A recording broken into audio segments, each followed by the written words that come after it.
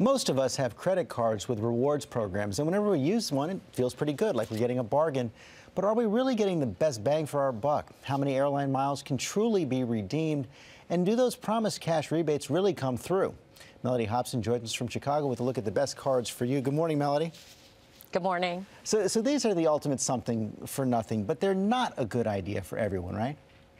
They aren't, because a lot of people find themselves spending to get the miles. In fact, the data shows that people who have rewards cards spend double of people who don't have rewards cards. So one of my recommendations is they're best for people who pay off their balance every single month. And what is the most important thing to look for when you're choosing one of these point cards? Well, of course, you want to start with the fees. So what are you paying at an annual percentage rate? What kind of annual fee are you paying? You start with the basics first and foremost. Then you want to make sure you get a card that tracks with your actual lifestyle. So 41% of people with rewards cards say that they rarely, if ever, redeem the miles. So you want to make sure you have miles or points that you want to redeem. So if you don't drive, you don't get a card with gas as a reward. I guess that makes some sense. That's good, pretty good advice. But let's get to the specifics right now. What's your number one card?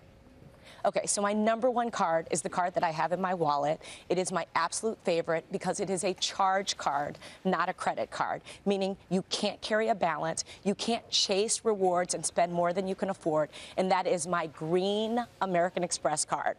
Not gold, not platinum, not black, just plain old green. I think this is the very best. Now, the thing about this card is you get 1 point for every dollar that you spend, you get double points if you book your travel through American Express, and you get triple points at certain retailers.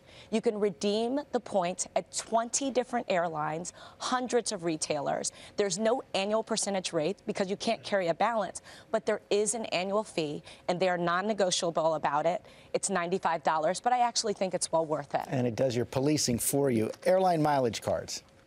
Okay, so I'm not a fan of airline mileage cards where you can only use the miles on one airline. I think that's very challenging, even if you're loyal.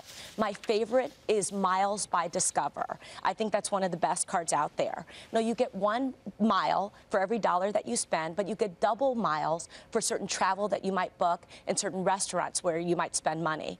But you can spend the miles on any airline, and to me, that's extraordinarily important, and there are none of those pesky blackout dates which make travelers so crazy.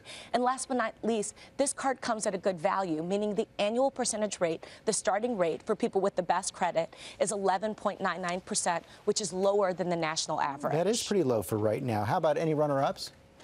Okay. I like the Capital One Visa No Hassles Miles card. Now, that's the card where they have the really funny commercials with the Vikings that we all have gotten so used to.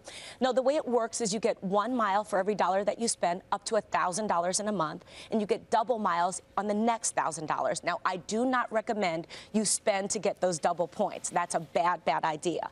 But again, any airline you can travel on, no blackout dates, and the miles never expire, which is fantastic. Now, it has a higher annual percentage rate, starting rate of 13.9%, but that's offset by the fact that this card has no annual fee, which I think is pretty good. We are also starting to see these cashback reward cards get more popular. What's your favorite there? Well, Discover was really the pioneer of the cashback card, and the Discover More card is one of the best out there. Now, you can get up to 5% cash back if you spend over $3,000 in a year. And again, this is where I get really concerned because it pushes you to spend more. If you spend under $3,000 in the course of a year, your cash back is more like 0.25%. So to put that in perspective, $2,500 cash back on that is $6.25. So this is not a lot of money. So don't chase the cash back by spending more money. But it has a low annual percentage rate of 11.99%, which is pretty compelling. We only have time for one more. What's your favorite card that can be used for all kinds of different things? Well, I think the Chase Sapphire card is a really good card. And I like the fact that Chase makes it super easy to redeem the points. And that's something that can be very challenging. Some people, you get all these points built up, and then it's impossible to redeem them. But they have a program where you can actually redeem your points almost like credit. So you're at a counter and you are buying something for $50. You can redeem 5,000 miles right there, or 5,000 points. Okay, Mellody, thanks very much. You can get more tips on our website at abcnews.com.